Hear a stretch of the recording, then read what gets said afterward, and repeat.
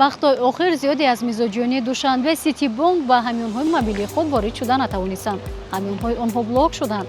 ин ба нокомӣ ва ё хатогие дар низом рабт надорад. чаро чунин шуд ва чӣ бояд кард? ва ин раванд то куҷо ба бехатарии шумо рабт дорад? дар гузориши мо бубинед. имрӯзҳо қалобон усулҳои гуногунро истифода мебаранд то ба ҳамёнҳои мобилии мизоҷони бонкҳо дастрасӣ пайдо намоянд. ин ба амнияти мизоҷон хатари ҷиддӣ эҷод мекунад. маҳз барои муқобила бо ин таҳдидҳо душанбе Ситибонк тадбирҳои васеъи муҳофизатӣ меандешад ва бо ҷорӣ кардани чораҳои нав ва такмил додани технологияҳо кӯшиш менамояд ки бехатарии пурраи мизоҷони худро таъмин намояд.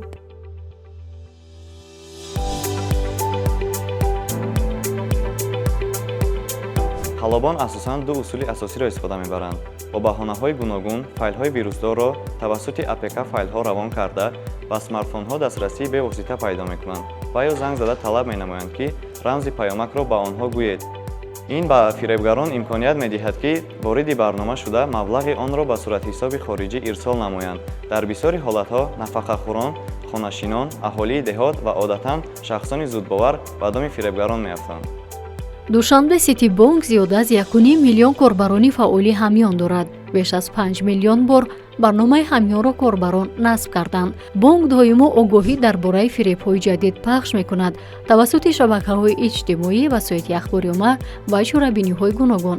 вале бо вуҷуди ин баъзе мизоҷон то ҳол ба доми қалобон меафтанд ва маълумоти шахсии худро нохоз пешниҳоди онҳо менамоянд. аз ин рӯ барои таъмини амният бонк муваққатан дастрасиро ба ҳамёнҳои мобилӣ барои он корбарон маҳдуд кард ки то охирин нусхаи барномаро насб накарданд ё аз якчанд дастгоҳ вориди барнома шудаанд.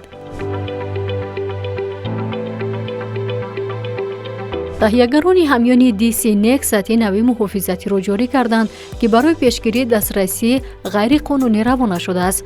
низоми нави шинохти чеҳра ҳангоми воридшавӣ акси корбарро сабт мекунад.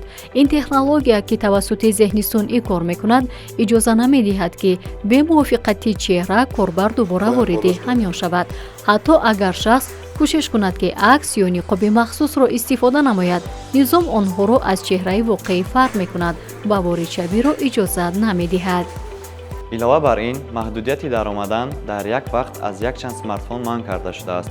бо чунин кӯшишҳо барнома ба таври автоматӣ маҳкам мешавад ва ба мизоҷон лозим меояд ки барои дубора кушодани суратҳисоб ба бонк муроҷиат намоянд, ба марказҳои хизматрасонӣ оянд ё ба рақамҳо занг зананд.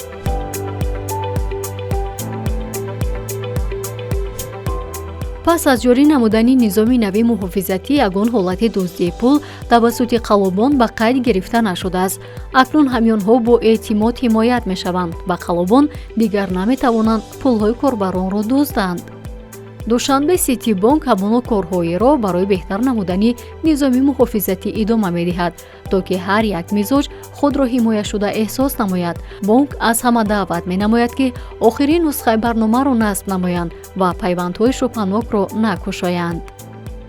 бонк соатҳои кори идораҳо ва хадамоти дастгирии худро зиёд кардааст, то ҳама масъалаҳои вобаста ба амнияти мизоҷон сари вақт ҳал карда шавад.